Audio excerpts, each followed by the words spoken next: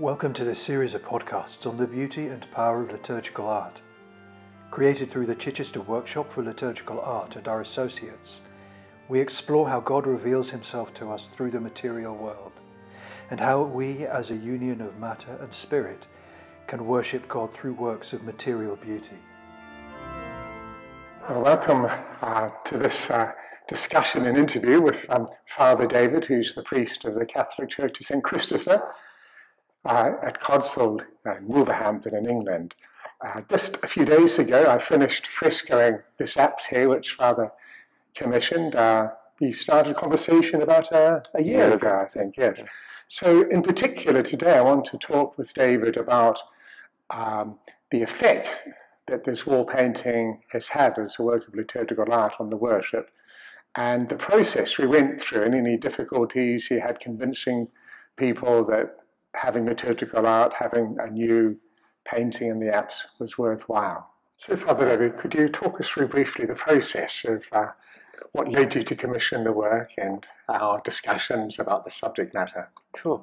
Well, I've been a parish priest here just over 2 years, and when I came to the church, I saw this apse, and I thought it was crying out for something. And not only did it need refreshing, but I thought perhaps we could do something a bit more imaginative.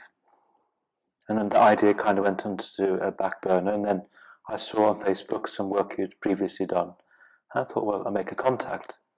And when I found out you're only in Shrewsbury, I thought, gosh, it was meant to be, so close. So it was then inviting your good self and to discuss what we could do here in our church that would complement the saints of the church and would complement the worship that happens here through the Catholic liturgy.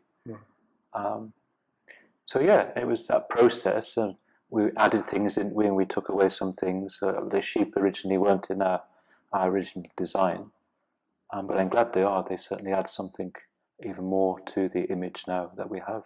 So how did we come to decide on the 5 figures, Christ obviously? Yeah. Could you tell us who they are and why we chose them? Absolutely. So obviously we would like Christ at the centre. It was whether Christ in glory, whether it's going to be seated or stood, and I thought being standing would be quite nice. And then the 4 saints are like our 4 patrons, so Our Lady being the mother of the church, and then St. Christopher, the other side of Christ. And then in our altar we have 2 relics of saints that were chosen when this church was consecrated for the millennium, Clare and Dominic, and I thought, well, it would be nice to have these patrons also watching over us and praying for us, as well as being here in that sense in the relics. And then around the images, you kindly asked me to think about some of the flowers or vegetation we could have. And then I mentioned, after researching, that heather was the flower of Staffordshire. And with Staffordshire, I always think of strawberries. And then just English plants like snowdrops and bluebells. And it was at that point you told me that bluebells are poisonous to sheep. So we settled for the daisies. Yes. Or you chose the daisies, and they work quite well. Yeah. We'll talk about the detailing later. Yes. But yes, and we wanted a theme which showed that Christ is present with us and we're worshipping on earth as participants in heavenly worship. Sure. So the saints are present with us now, but also the idea that Bethlehem and Jerusalem is the embracing of time, not just of space, so that the Lord came to earth, the Lord is crucified and ascended in Jerusalem. So we wanted that sense also, the beginning of time and the end of time. So being an apse, it embraces us, doesn't it? It embraces space. There's no division of life and death. There's no division now between heaven and earth. There's no division between past and future. Christ is the Alpha and the Omega. Was there unanimous support for the idea even before the content was discussed? Did the congregation unanimously support it? If not, why? Yeah. Well, in order to excite the parishioners or to get them on board or just to share my thoughts, when we made contact with your good self back in June last year, you came down, you did some sketches for us, and then with those we put it to the parish of an idea and just to get their initial feedback. So I think we could have divided them into thirds. There was a group of people very keen on what we'd produced, There was another group that was keen on aspects of it, and then perhaps a third who didn't want any change at all. And so as the time went over, we had more discussion and feedback. We had an evening here back in November where to explain the work, but also the use of icons within the church. There's a small percentage of the parishioners that came, and I think they came with a bit of a closed mentality. They didn't want anything. They saw the cost was perhaps a bit much in the situation in the world at the moment. But it was trying to show them through that beauty and art and these things are important, that the soul needs feeding as well as the body, and they should never be separated. And so when we went then in the new year to the diocese with our ideas, having the diocese on our side, as it were, it showed that the church had confidence. The fact that not just spending the money but changing something so dramatically, it says that they had confidence. It was trying then to have the other people to experience that confidence. And then when the work started in the May, there was a bit more excitement because every day there was something different. And then they would say, well, what's coming next, kind of thing. And I mentioned that you have a camera here, video camera, and from 5 o'clock in the evening onwards, that's correct. Recorded, so people, even though they didn't come, could actually see if they wished to on the computer the changes. And so, it's not just it's not just for our parish, St. Christopher's and St. Thomas's, but it's for the whole world, believer or non-believer, because the work here inspires a sense of hope, really, in all of us. And sometimes conveying it in art is easy to understand. There's so much grey, isn't there, black and white in the world. It's nice to have something lifted with colour and beauty, and I think, like you say, it leads us into the heavenly liturgy, that we're not here on our own. Sadly, the one person who can't get to see it during the liturgy of the Mass is myself, because at the moment we face adversus populum, as opposed to where some churches they face east. Maybe one day of the week I could do an Ad Orientem. But yes, we were saying the other day that it must give you a sense, knowing that it's there, that you are participating in that heavenly worship. You're not beginning a service and ending it. You're just joining in for a short time and then finishing, but they continue. Yes, in these discussions, I'm particularly interested in what won people over who've been against or ambiguous about having visual liturgical art. Well, you said some people might think it's a distraction, and at one point when you were doing the work, it was just completely white, and that alone had transformed it from what the existing colours were. And some people said, well, let's just stop there. They said, well, it would be cheaper, most certainly. And so I often thought that white was very plain and dull, but even the whiteness, there was something there. But in his book, Pope Benedict, he wrote in The Shape of the Liturgy, when he was encouraging priests to put a crucifix on the altar, and people were saying it will get in the way, he said, well, how could Christ possibly be in the way? That's what the Mass is for. It's for Christ, to Christ. And it's the same with the artwork, is to show that it isn't a distraction, but rather an attraction. And by attracting us, then if we feel, I think, a bit more involved. And certainly the feedback from the younger people, those who don't have the history of the church being built and the original colours, perhaps a bit more open to change. They could see something that is a lot deeper and a lot richer coming. That's what struck me in the meeting we had. Most of those opposed to the idea, the older people. The few younger people that were there, they were all for it. Why do you think there is this discrepancy? Perhaps when we get older, we just don't like change. We like what is familiar. And perhaps we may be a bit frightened as well of change. What happens if it wouldn't work? It would be a big expense if it didn't work and it didn't do what we would hope it would do. So for those who were opposed to it just on the basis of cost, what was your theological reply to that? How could one justify spending some money on this sort of thing rather than on giving it all to the poor, for example? Sure. Well, I've done previous work in the past with changing churches, and that was always things, look at the poor. What about giving the money to them? And I know it's a bit of a cliche, but I like to quote that line of scripture where it says the poor will always be with you.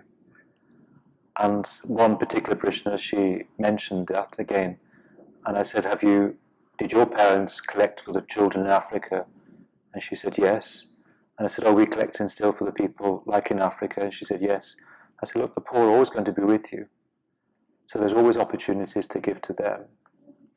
But equally, it's important to feed the soul as well as to feed the body. We are not just material things, we're spiritual beings too.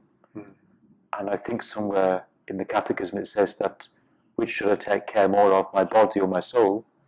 We should really take more care of our soul, because that's what it is likened unto God. In fact, I think there is a poverty of divine beauty in our age, isn't there? I think, and by divine beauty, I mean iconographic beauty in the general sense that it's there not to say, look at me, but look at the one who made me, Christ, and the creation is made by the loving God, and see creation and liturgical art as a door, window between heaven and earth. And if we're deprived of that, then we are poor, aren't we? Yeah. So I think it's both and. I was struck by a sermon that I think it was Gregor of Nazianzus gave at St. Basil's funeral, and he said how he gave the church's wealth to the poor, but also he mentions the beautification of the church. So St. Gregor didn't see a conflict between the two, both and, not either or. No, and in trying to convince the parishioners, I came across a Fra Angelica, who also painted beautiful work, but he chose a life of poverty. But he would never want to see his churches naked, as it for want of a better word. He applied his skills to bring about the glory of God, even though himself had given into a life of poverty. So the other opposition I heard at the meeting was these things will get in our way.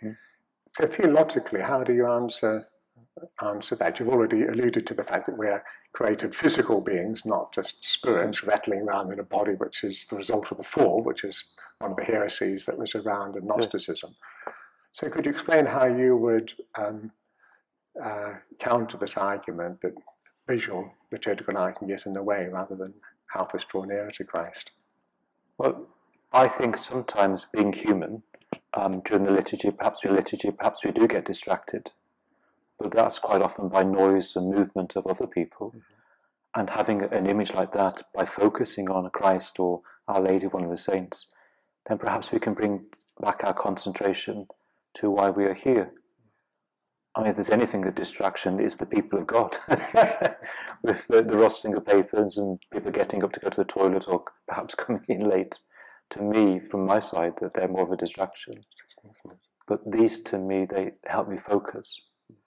And I think if you got rid of all these things, then there's nothing there to attract us. In fact, we're left with the images that come into our mind. I've often thought that it's not whether or not we have images, but what images we have. Yeah. If we don't have sacred images, we're going to have the images that fly around in our mind without direction normally. Yeah. And it's from those images, perhaps, then we can see Christ in other day-to-day things. I know when I've been preparing a homily in the past, that the words of Scripture or the actions of Christ or the saints, I can actually see in some kind of films or documentaries and then make a connection to help them with a homily, say, for the weekend. So why can't we carry these same images and see Christ in all things? Yes, I found that I remember painting a fresco of a church in Greece, a private chapel, which had a lot of nature, as we call it nowadays, trees and animals, and mingled with the saints. And as I was painting a real branch of an olive tree, whatever tree it was, in a transfigured way, when I went outside, having painted for the day, I saw that olive tree or that tree in a different way. It was a burning bush, not just a bush. Right. I could sense God's presence coming to me through that bush. So it all started in a very overtly sacred place, i.e. the church. But after I finished and went outside, I didn't then think, I'm in a profane place now. Yeah. It started in the church, but then it overflowed to how I saw that tree afterwards as something created by God as a gift in revelation. Interesting. And then you probably took it back into the church. Yeah. So a bit like that source and summit of everything. We move from God into the world and back to God again. It's like the transfiguration. You go up the mountain, you go down into the world and up again and down. Yeah. Interesting. Is there anything else you'd like to say about the effect of this work on the church, and that you'd like the listeners to hear? I think we've sown the seeds, and I suppose it's only over time will we see the fruits of our labour, or other generations will see the fruits of it. I know from the moments when the children from our local primary school, when they came to meet you, to actually see a work in progress, because quite often in churches we see things completed. But to be actually say I was part of that in one sense, and asking yourself how you felt while you were painting it, and putting the prayer into the work that you were doing. But at the moment, I would say it's certainly made people silent before the Lord, as it works, within the awesomeness of it. But equally, as to say, the future liturgies and the future opportunities for people of faith and no faith to be here, to see what it works on them, we will probably never see. So I hope to discuss and ask some of these questions with your parishioners in a few weeks. Some of them were on holiday. yes, So it'll be interesting to hear from them who've experienced a few more services to compare before and after. And I'd like to talk to one lady who was not against the project, but diffident about it, to see what her feelings are now that it's here. Yes, interesting. Thank you, Father. but it certainly is a wonderful piece of work, and an example of your faith that you've shared with us, and for everybody here too.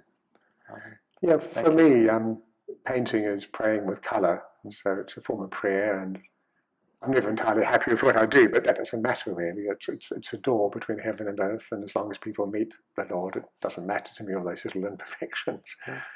No, I think that the church definitely needs art and artists, like music and musicians. We need those things to raise our hearts and minds to the Lord. But you say art, surely we need to be careful what sort of art we put in, because there is sacred art, which has a very specific function within the liturgy, and then there's other art which is incredible but wouldn't work in the liturgy.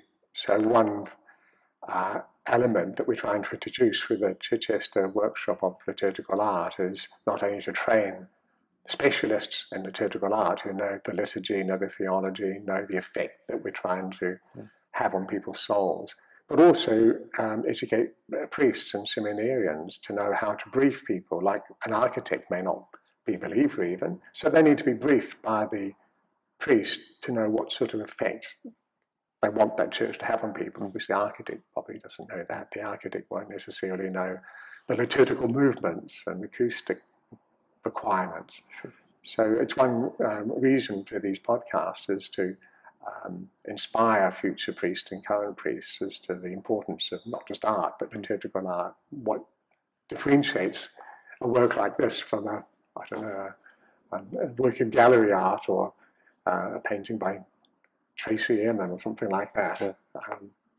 So could you, just to finish, could you summarize what you would consider the particular requirements of liturgical work of painting as distinct from just a work of art in general? What things are required of liturgical art as distinct from gallery art, let's call it? Again, relying on Pope Benedict and the way he looked at the liturgy as something that grows, and there's that sense of continuity. I think, like our liturgy, it has to be rooted in the past, but equally with an eye on the future. So it's not just about reproducing things of the past in the present, but saying that at the same time, because you can have liturgical art that can be hideous and can be an eyesore, and while it's an excellent piece of art, it doesn't do anything for a person's devotion, doesn't bring them to Christ. So I have seen sculptures and statues and paintwork that thinking it's very clever and it is artistic and it is liturgical, but it doesn't do anything for me personally. So I think having it rooted in the past with an eye at the present and the future is important. It's not trying to start something completely new, but having that sense of continuity roots it. Again, a bit like the liturgy of the church back, unfortunately, in the 60s, when the Vatican II was supposed to be that sense of continuity, but some sort of an opportunity to do something completely different. That wasn't perhaps the intention of the Council Fathers, but they saw it as a window of opportunity. And I suppose that can be quite a danger. Yes, it's liturgical, and yes, it's got images of saints and holy things, but it doesn't do anything for a person's devotion. So you're saying that it's not just the what is depicted, but how it's depicted can affect the soul for better or for worse. Interesting. And your point is important, I think, and interesting, that liturgical art that works is probably rooted in the past, so it draws on the wisdom of the past, but it's also rooted in the present and keeps feeding the soul in the future. It doesn't go out of date, as it were. No, and this is a new building. This church was built for the millennium, and yet the images used here, you've drawn on the past, but the two complement one another because it is rooted in the past, in the present. And I think sometimes if you've got no roots, then there's something missing. It's supposed to be like with our spirituality. If you try and take God out of the equation, what have we got to stand on? But it is stunning. Well, thank you, Father, for your time. No, thank you for helping us raise our hearts and minds to God. It's been an honour. Thank you. Remember me in your prayers. Yeah, and who knows where our paths I may be in another church that needs uplifting. Yeah, perhaps this work will inspire other local churches to likewise. Watch this space, folks. Thank you. Thank you for listening, everyone. Thank you. Hello, and today we're going to discuss the effects of liturgical art, and with me I have Father Pantaleimon, who is the assistant priest of this parish in Shrewsbury. Hello. Hello. So we're in this amazing church, and I'd like you to tell me your personal history with this church. Okay. When did you first come in here, and did you know at that time that this was going to become your church? Well, it was a very exciting story. We started off as a very small community in about 1985, and at that time we were using various churches around Shrewsbury. There was the first church we started using was a Methodist church, and the congregation was very small. It consisted of about 6 people. So at that point, we didn't know anything about this church at all, and we weren't looking for somewhere else. We just needed to worship. We were given a blessing by the Archbishop Methodius for a new community, and we started very small, but the congregation grew, and it outgrew the churches we were at, but also it wasn't appropriate for us as an Orthodox community to worship in other denomination churches because they were not, their appearance was nowhere near what it needed to be an Orthodox church.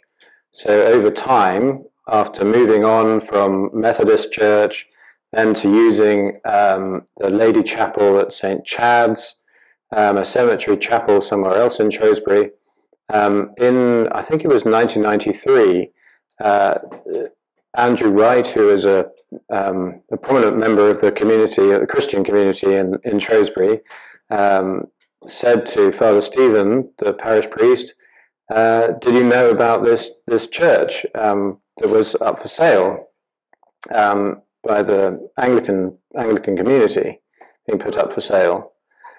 And he said no. When they went to have a look at it, and it was decided that this was the church for us. And at that time, the church had holes in the roofs. It was full of farmers' equipment. Everything, you could barely walk down the middle of the church because it was full of farmers' machinery, fence posts leaning up against the walls. No glass in the windows. The floor was completely rotten. Just here, where the altar area is now was completely rotten. The floor was earth, but this was an obvious Orthodox church to us because we like challenges. Yeah. And so that's when we knew, having visited the building and seen that this was a good option for us. Because it was old and had the potential to be beautiful, we decided to buy it. Okay, and how much did it cost? Well, it actually I think it was up for sale for £5, but I think in the end we gave 50. Oh, generous. And talk about, please, the process of where you began. I mean, it must have been a long process. Yes, so because it was a Grade 2 star listed building, it had to be restored very sensitively.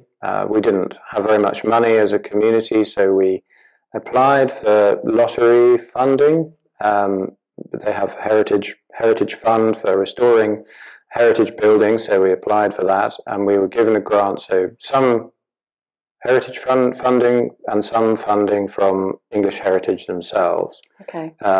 The main chunk of it was from English Heritage, as it was then. And yes, so for this, probably 18 months, I was 12, so I'm digging into the depths of my memory, but it was covered in this scaffolding for several months, and we saw it go into this scaffolding with a tarpaulin over the entire building. So we saw it go in with its holes in the roof and holes in the windows. And when it was eventually taken off, 18 months later, it was had been restored. The roof was restored. The walls were restored. And then later on, after we had carried out the structural repairs to the church, we then started the restoration of the wall paintings that were here previously. And at that point, we uncovered an icon, a wall painting of the martyrdom of Thomas of Becket. And these swirls, which is an incomplete scene, well, because there are holes in where it's the design goes round, but then there are these holes missing. So presumably the swirls were done with the intention to paint some additional artwork within the holes that were left. Okay. So, you feel it was incomplete? Yes. Okay. And so when they were discovered, was it a surprise? Did that affect the restoration project because suddenly you found something valuable? Yes. So because it was a Grade 2 star listed building already, it gives it more heritage significance if more interesting artwork or history is found. And after having removed the black from the wall, that painting was found, and it was an incredible find because it actually dates to the Battle of Shrewsbury. So it's therefore historically important because it's one of the only depictions of the martyrdom of Thomas of Becket in the country, but also dates to something that is important for Shrewsbury as a town itself. So it must have given you a real sense of purpose in restoring this church. Yes, it did. Not only for yourselves, but for everyone, really. Yes, well, quite. We're looking after it for the generations to come, and also for the people who live close by, and Shrewsbury and Shropshire as a whole, and the whole country. So it's a treasure. And does it, now does it attract people just to see the paintings who are interested in the heritage? It does. We open 5 out of 7 days a week for a couple of hours in the morning, and there are visitors every week. And then we have specific open days that are designed for people to come and experience the heritage. And then lots and lots of people turn up and they say, "Wow, we never knew this place existed." It's a real gem. Yeah, must be a real gift. And so I guess at the point you discovered those, you were in that space of deciding, how do we balance our needs as an Orthodox church with this heritage that we've inherited? How do we make that work visually together? And I suppose at that point you look to someone like Aidan to help guide you through that process. Yes, that's right. Well, one of the first things we did was, so what you can see behind us is the iconostasis, the templon. and this was made by Aidan from the oak pews and various bits of oak that were originally part of the church. So he took these seemingly rotten bits of wood and crafted them into something which is now, a very, very important part of the Orthodox worship. When you walk into an Orthodox church, the first thing you see is the temple and the iconostasis, and this was transformed from something which was black and unloved and unwanted, and now is something that really beautifies the church and makes it into an Orthodox church. That's amazing.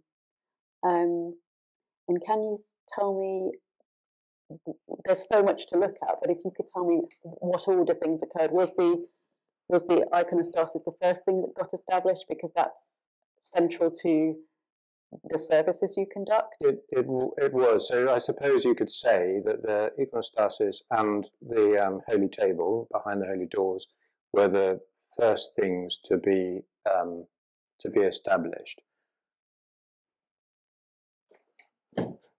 I'll just open these holy doors so that we can see.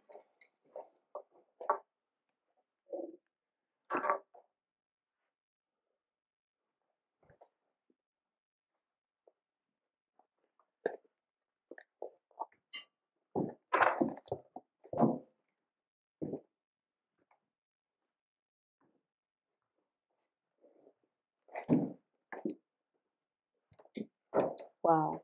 So the iconostasis and the holy table, and the holy table was carved by Aidan as well. I think I'm right in saying that it was the first bit of stonework he ever carved. And, no.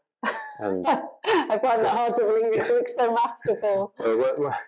And he loved working with it, because with oak you have to really concentrate on which direction the grain is going, but with limestone and sandstone, it's absolutely beautiful. Goes where you want it to.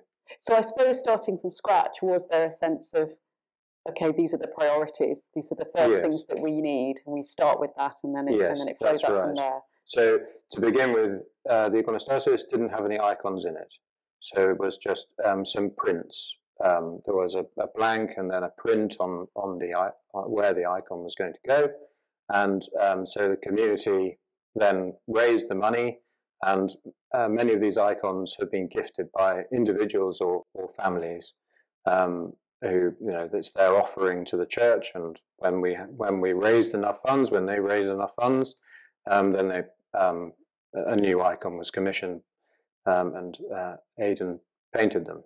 That's so interesting, because what you're doing there is you're kind of opening a space for something to exist, and you're providing a vision, and then the congregation respond. Yes. So it's an interesting way of, how do we make these things happen? And that's quite often how you have to do it. You have to have the vision, and then you have to, in some way, manifest it visually so people can understand what they're raising money for, or yes, and having a solid panel where the paintings go is a really direct way of doing that, rather than kind of abstract ideas, and people don't really understand what they're aiming for. So I can see why that's very successful. Exactly. When you saw the blank panel with it was quite a small icon, so it gave extra encouragement to help people visualize it and see what the potential could be. Yes, and then over time there was that sense of everything coming together until you filled the screen. Yes. Yeah. And it was quite quick, because everyone wanted it to be done. Yeah. And they wanted to give something that is so prominent in the church. So that was very wonderful of our congregation to answer the call to beautify the church, and they were involved in the process of what it was all going to look like eventually. And how did you decide which images you were going to have in the iconostasis? Was there conversations with the congregation? People who'd raised money, did they have any say? How was that Well, decided? not with iconostasis, because you're fairly limited to what you can do with an iconostasis. You have to have the icon of Christ to the south side, the Theotokos to the north side, your festal icon, which is the 318 Holy Fathers, to the far north, and then the forerunner, because the Theotokos and the forerunner, St. John the Baptist, they both point towards Christ, so they're both pointing towards Christ, as you can see. Yeah. So you're limited, and then usually it's the festal icons with the icons of the Last Supper. Well, in this case, it's two icons, but it's one icon as a whole. Christ offering bread and the wine to his body and blood to the disciples. But later on, very recently, we started to paint these roundels, which are on the north and south wall. We've got women saints along the north, and then men saints along the south. So I see this is the plasterwork with the, is it 13th century paintings? Yeah, 1380. 1380, so Yeah. the 14th century, and then the plasterwork above, where does that date from? Well, that's modern. Okay. So it had fallen off the walls. Right. So that was modern plaster. So we're not painting directly onto old plasterwork there. It's new plaster that was put on at the time that it was restored. So that meant there was an opportunity, therefore, to do some painting. You asked earlier about the sort of relationship between looking after it as a heritage building, and then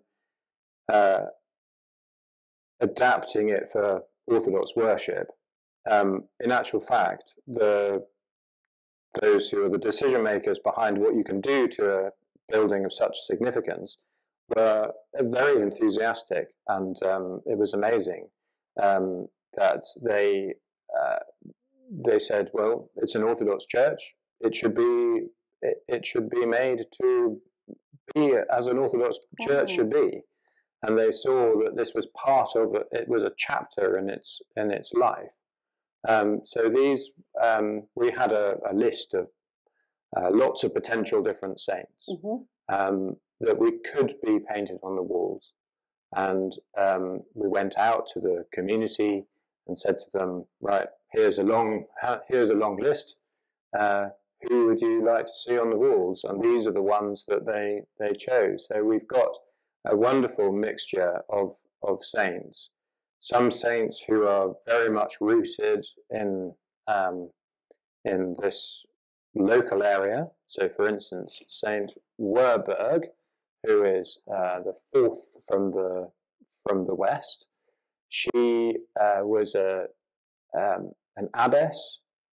She was based over towards the east of the country, but her relics were brought to Chester to save them from the Danes, probably by Ethelfled, who was known as the Queen of the Mercians. Okay.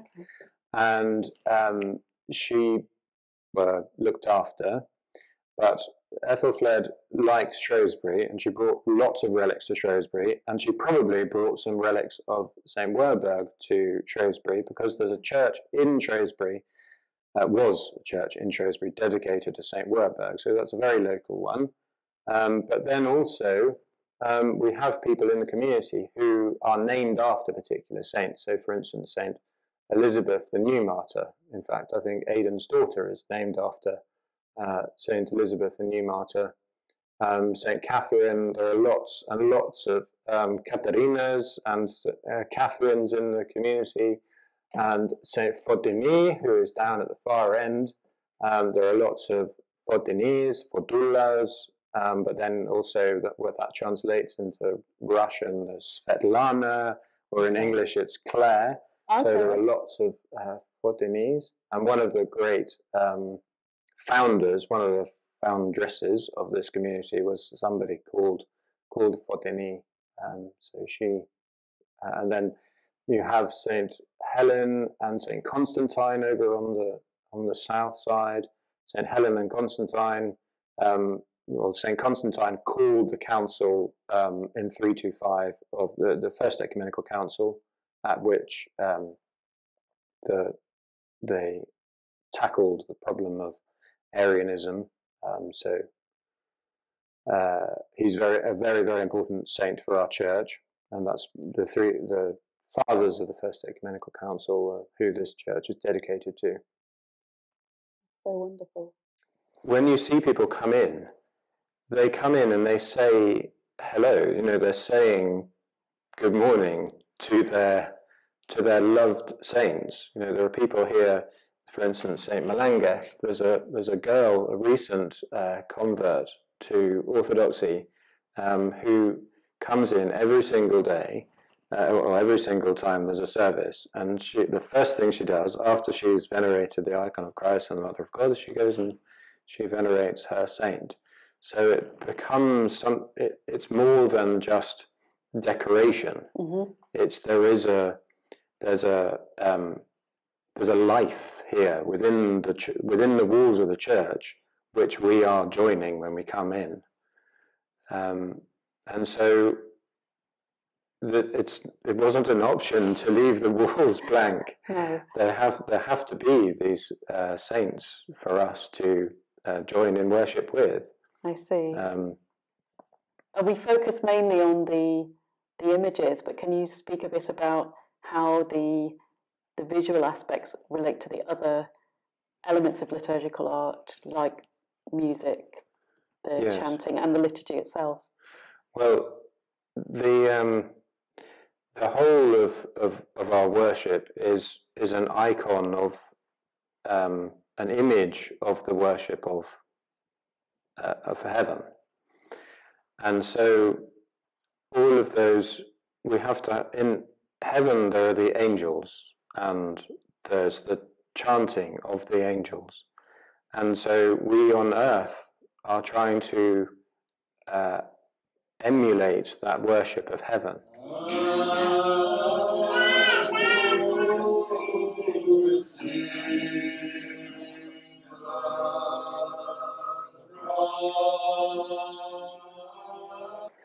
And we do that through the movement of the processions in and out of the altar area, from the holy table out into the people, then back into the altar. And so the servers, the acolytes, come out. They're holding candles. They're holding what we call the epsapteriga, the six-winged angels of heaven, and they follow the priest who is during the worship is the representation of Christ. He's Christ with us, and so he's holding the bread and the wine, which are to be consecrated. He comes out of the holy altar, back in, surrounded by lights, the acolytes who represent the angels themselves in images, and the swinging of the censer lit, the hora above us, which is like the stars of heaven. So it's bringing the whole of worship together in one place. And we obviously have the chanting as well. So it's a very, very important part of Orthodox liturgical worship. Many people came to the Orthodox Church through the chanting. How different it is, because everything is sung. There's no reading. There's no hymns which everyone stands and reads or sings together. Can you speak to how people from outside the Orthodox Church react when they come for the first time? Is it these elements they're responding to? Have you had people come into the Orthodox Church through this interest in the beauty, like you say, the music?